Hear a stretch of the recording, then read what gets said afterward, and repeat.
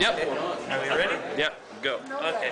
Hey folks, Jim here with the world famous Liana K, Queen of the Geeks. Yes, button. Okay, first question, Liana. Now, we had a great interview last year that was over 17 minutes. Yes, it wasn't epic, was it? And yes, but I know you're very passionate about what you better love. dressed then, but it's the Sunday of a convention. But, I am. Oh, This is the Friday of a convention. yes. This is the Saturday. This is the Sunday. I know that feeling. So we have lots of coffee, we have lots of energy drinks. Yes. We had very little food yesterday, so we're trying to make up for that today. Yep. And the cameraman's a monkey. That is awesome. Yes, hi monkey. Hi, monkey. Hey. He's waving. Okay, first question. Now, you've done a lot of cosplay in Yes, I have done. at conventions over the years. So, the question is, what has been your favorite? God, that's like picking your favorite kid. I know. You know? It's the hard one. Yeah, I don't know. I like them all for very, very different reasons. I mean, some of them are really fun because they are so elaborate. I mean, we debuted the Dawn suit yesterday, which almost killed poor Dave Pea of Universal Designs, right, Dave? Sorry? The Dawn costume almost killed you. This is Dave. Come on, Dave. Come say Come on hi. in, Dave. Say hi, Dave. This is the man who supplies my rubbers. Hi. We make Liana K rubbers. Yeah. Turn around. Turn the shirt.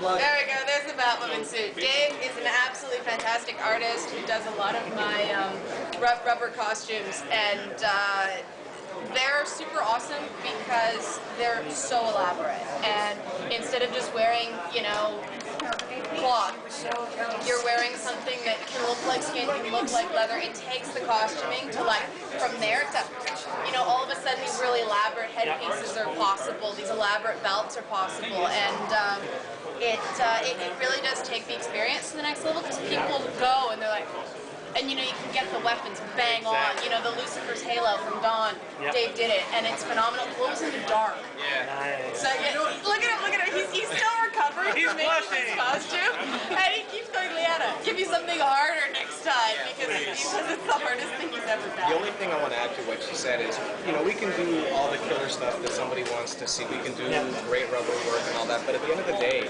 it really is just a piece of rubber. When you get somebody like Liana who really lives this, she puts it on, brings it to life. First of all, she adds a whole new level of sex appeal to these things within, you know, a beautiful, beautiful way that it's appealable to everybody.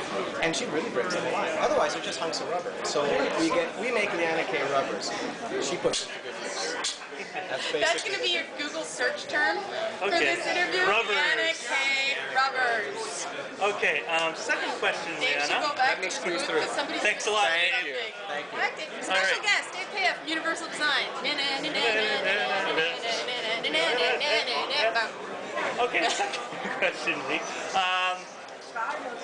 Women in comics. Yeah!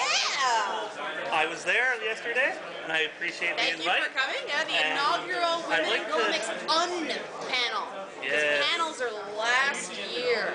All right, I'd like to hear a little bit about women in comics. Women in comics. Yeah. Okay, this is my take on women in comics. It is by no means definitive. It's my opinion as a woman in comics. But I come from it from so many different areas of fandom. I come at it as a writer, ta-da, pimp the book, looking for a publisher at the vessel, get it now.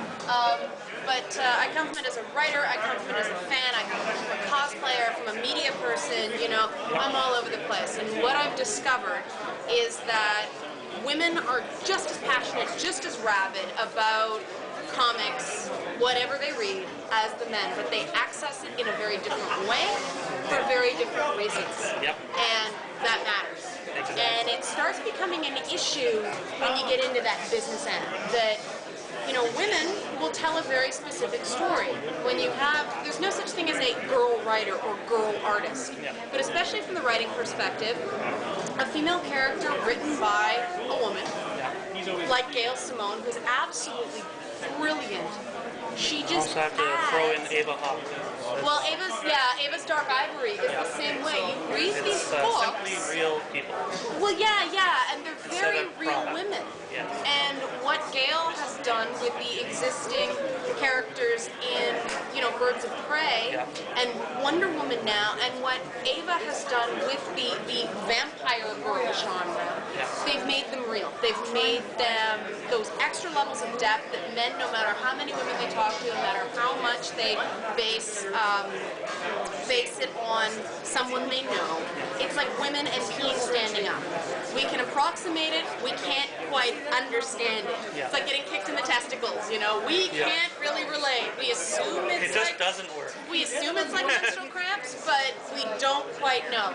So that's the sort of thing with women writing women in comics. The problem is the comics are predominantly read by men. Exactly. So comics are written predominantly for men. And that becomes a real problem when you're shopping around a concept that is by women for women. All of a sudden you become a niche within a niche. So the more women who are, and it's a chicken and, which came first, the chicken or the egg thing, the more women that write and draw comics, Yeah. the more women will read them. Exactly. But we need those women readers so that we can get more women So ladies, writers. get into the shops, yeah, please. Yeah, and what we're trying to do is get dialogues going, get us to meet each other, because I believe that comics is one of those wonderful things where we're all in this together. Yeah. You know, one person does well, they don't even have to be In this Toronto. business, and I've been in it a long time, it's a community. Yeah. It really is. Yeah. And the thing is, we're all friends in this community. It's Well, just the cool that we, people are. it's just that we all have to eventually get together and start working together to make the industry a better place. And start helping each other. I mean, we have a Exactly. book, so, Yeah. you know, and we have tables, and we have a TV show, Yeah. and a radio show now. Yeah. And so we can promote Exactly. other people's work, you know, Yeah. people that we believe in. And when we start sort of getting together and creating this synergistic relationship, then it works for everybody. The problem with being a niche within a niche, it's like being a black actor in Hollywood. Exactly. We already have Sam Jackson and Denzel Washington, so nobody's going out looking for another one. Yeah. Harsh reality, but I got that quote from Sam Jackson. Exactly. And it's the same thing. We have Gail Simone. Yeah. We have Ava Hopkins. The industry believes we don't need another Gail Simone or Ava Hopkins. Now, Gail Simone and Ava Hopkins don't believe that. They want more. So that's the Women in Comics initiative. And what I did is, instead of having a panel, because there are about 6 to 8 really, really amazing female talents at this show. Well, you can only do a panel with about 4 people. I said, screw that. I'm not going to pick. They're all fantastic. You know, Danielle Crusetto is great. C.K. Russell's amazing.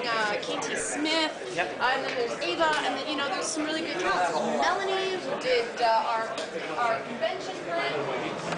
Ta-da! This is Melanie's work. Melanie's a beautiful woman on top doing beautiful art. So we're, you know, how do you pick? How do you pick 4 people from a pool like that? So I'm like, screw it. We're going to bring everybody in. And we're going to bring in Blake Bell, because he wrote a great book called I Have to Live with This Guy, which is about the, you know, the wives and partners of comic book creators. And we brought in Scott Wagner, because he's real big about the strong female characters in Atomic Robo. And we basically had a party based on the discussion topic, women in comics. Why are there so few of us, and why are we wearing so little?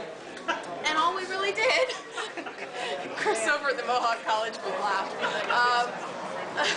Chris is a rabid Power Girl fanboy, which is how I met Chris.